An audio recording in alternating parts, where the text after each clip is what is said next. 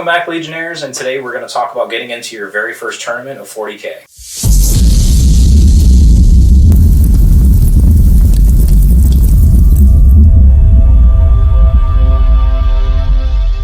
Hey guys, I'm Kevin. And I'm Chris. And today we're going to talk about getting into our first tournament of 40k, what you need to know, what you need to bring, probably what you need to memorize a little bit, right? Oh yeah, there's a whole bunch of stuff in getting into tournaments. I get asked that question a lot because some people are just so daunted by the idea. They think it's this big, scary thing to do. In my opinion, I think going to a tournament is one of the best ways to kind of get involved in 40k. You know, it's really a deep end. Jump in the deep end and learn quickly. I mean, your local RTTs, which if you don't know, that stands for Rogue Trader Tournament, which is kind of an old term. Okay. It's the local little tournaments that you do at your small stores. So they're anywhere from like 12 to 20 people, right? Okay. So not very big, but they're going to get you involved in the community. They're going to make you learn your rules a little better. You're going to learn other people's rules really well. It's just a good way to kind of dip your toe in the water. So let's kind of go through a scenario. Say I'm a brand new player that's getting into 40k tournaments, which, guys, I happen to be. I'm going to be starting to play with Chris, who actively plays in tournaments and wins tournaments. Where would be my first, what would be my first step into getting into the scene? So where do I go? Discord? The very Facebook? first thing you're probably going to want to do is this is the way I personally do it, is you're going to go to your phone. You're going to download an app called BCP Player, which is how you track and look for tournaments, right? And with that app, you can actually search in your area by a mileage, right? You can search your own physical home address and go 50 miles from my home, what tournaments are in my area, right? And it'll tell you every one that's nearby. And you can just click on the tournament, register, and you're good to go. That's awesome. If usually places will have a local Discord, they'll tell you, these are the tournaments in the area too. That's kind of a more generic or organic way to kind of find them. Gotcha. But if you want to go, find them yourself, BCP Player is the way to go. Most tournaments are registered there. That's how you do it. Nice. So, so now we figured out our spot, to play, and we've got our pricing and all that jazz. So what would be the next thing that you'd recommend? So the next step would be to learn your army. The number one thing that I tell people going to a tournament, the only thing that matters is, can you play a game in under 3 hours? That's it. If you can do a game in under 3 hours, you're ready to play in a tournament. There's not much more to it than that. Every tournament kind of has slightly different rules when it comes to time. Some are 2.5, some are 3. But the benchmark is generally 3 hours. So if you can get to that point, you're golden. You don't even really need to know more than that. Just make sure you have your data sheets memorized for each unit. Make sure you have your rules pretty good to go.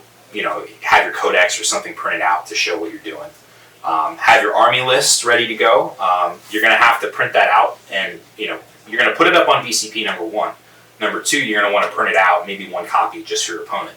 Okay. So you can say, hey, this is what I'm playing. This is exactly what it does. Right, exactly. Oh, cool, okay. Yeah. And that kind of stops, and the reason they do that, guys, again, is because that kind of stops the whole counter list building and mid-tournament shifts and things like that. Yeah, your list is locked in ahead of time. Okay. Yeah. The bigger the tournament, the earlier you have to get it in.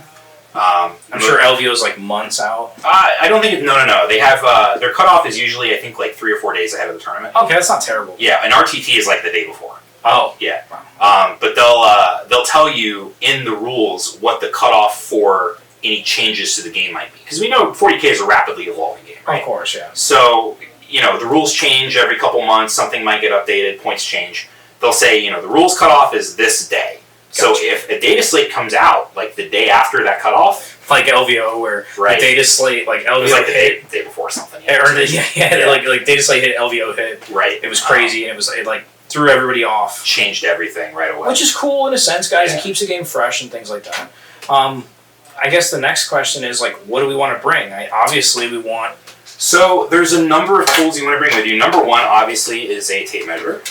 Everything smaller one, the better, in my opinion. I love this thing. That one is actually great. So obviously, all your units move certain distances. You got to measure, all your range on your gun and stuff like that. Tape measure, number one. That's the biggest thing you can bring. Every player is going to have one.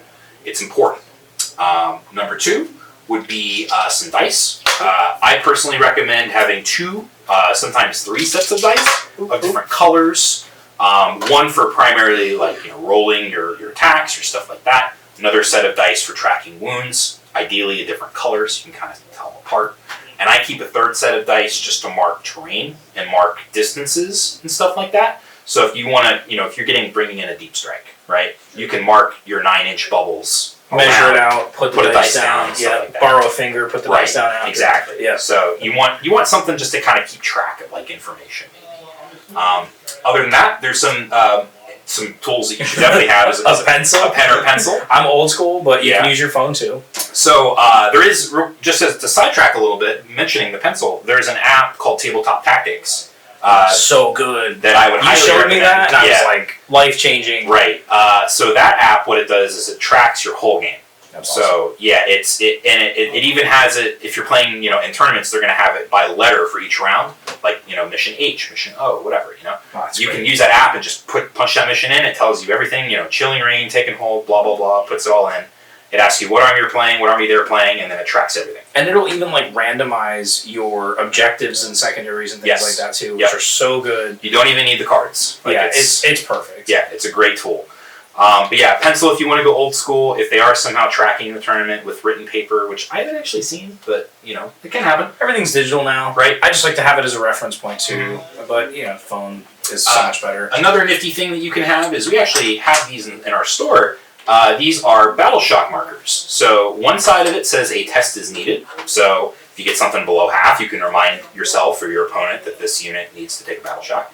And if they are battle shocked, it flips over to battle shocked and says, hey, this one's battle shocked. Which is so good because, keeping track, guys, of everything in 40K is a labor of love in itself. Oh, yeah. Right? And so we produce these tools to kind of help, with the game and keeping track of all that stuff for sure. And I've said this before, I think 40K is a game of information. So you are right. It's the more information that you can keep track of and not have to rely on your brain, it just takes the load off. So if you know that this unit's battle shock just by looking at a marker, it's one less thing you have to think about. 100%. And in a tournament, you're limited on time. You got to move. It's great to have. Other than that, there's if you want to pull out is the laser. It's on the back there. So what this laser does is it actually creates a little line on the ground. I don't know if you can see it on the camera. Can't really see it on the camera, but it'll create that straight line. It creates a straight line, and that's for determining whether you can see something, distances, line of sight, stuff like that. It solves so many arguments.